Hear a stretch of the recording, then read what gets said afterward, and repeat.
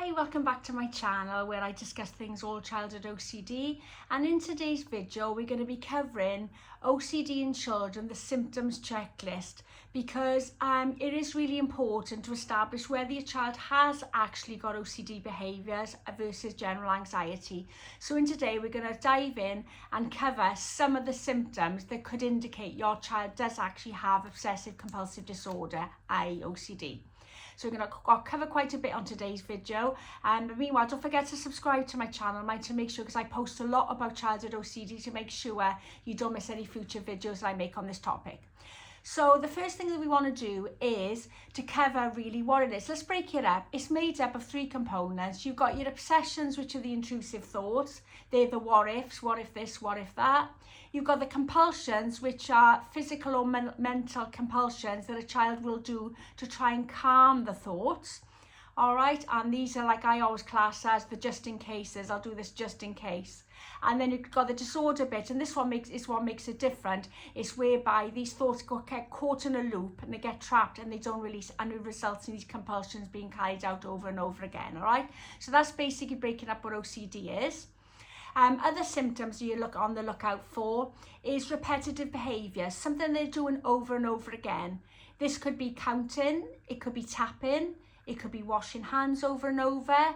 It could be having to redo schoolwork over and over until it's perfect or just so. That's called like perfection OCD.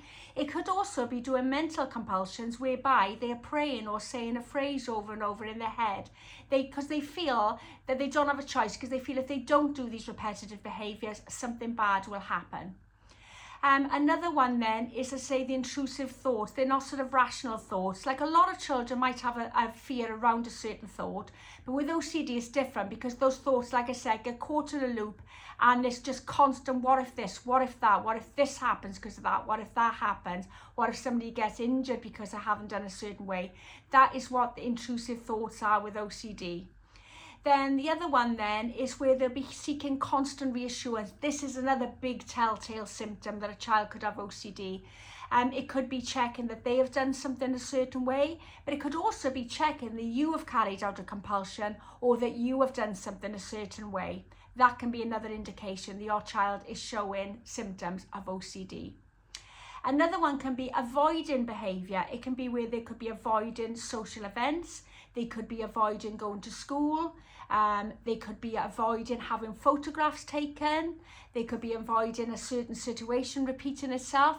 This again can be signs of OCD. Examples can be they might not want to have their self photographed on photographs, because it could be because they could have contamination issues.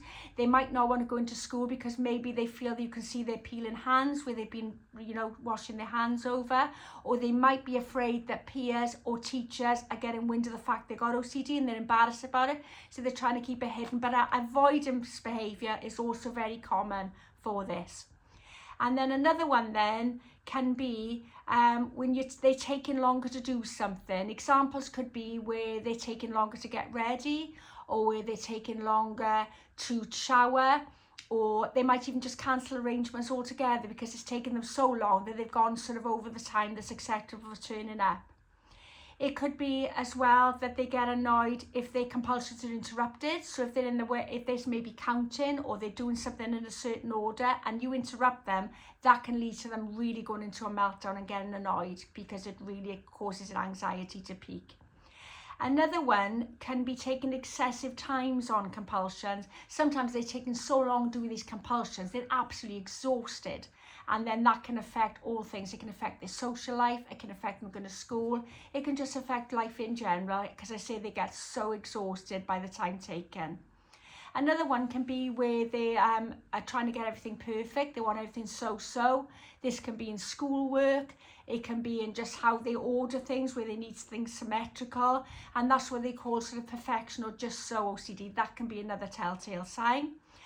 So what do you need to do if you think your child is displaying symptoms of childhood OCD? The first thing would be to seek professional help, because you are going to need professional help and advice, and to come up with a plan together, a structured plan, which will normally take the form of ERP, exposure response prevention therapy, whereby you can be helping your child to do something small every day to get their life back, so that they no longer have to do these behaviours. I gotta say, word of warning though, this won't be a quick fix. Very rare it'll be quick, but if you keep to it every day, you will eventually get your life back from OCD. Alright, if you've enjoyed this video, please give me the thumbs up and drop in the comments anything else you'd like me to cover, or anything else you want explained from this video, because I know there's quite a lot to take in. But I say the most important thing is to educate yourself what OCD is, identify whether your child has got it or not, and get a professional diagnosis by going to your family doctor, who will refer you to a specialist. Don't forget to subscribe to my channel, and don't forget to check the description, because I've got lots of things that I offer, lots of support I offer to parents struggling to manage childhood OCD.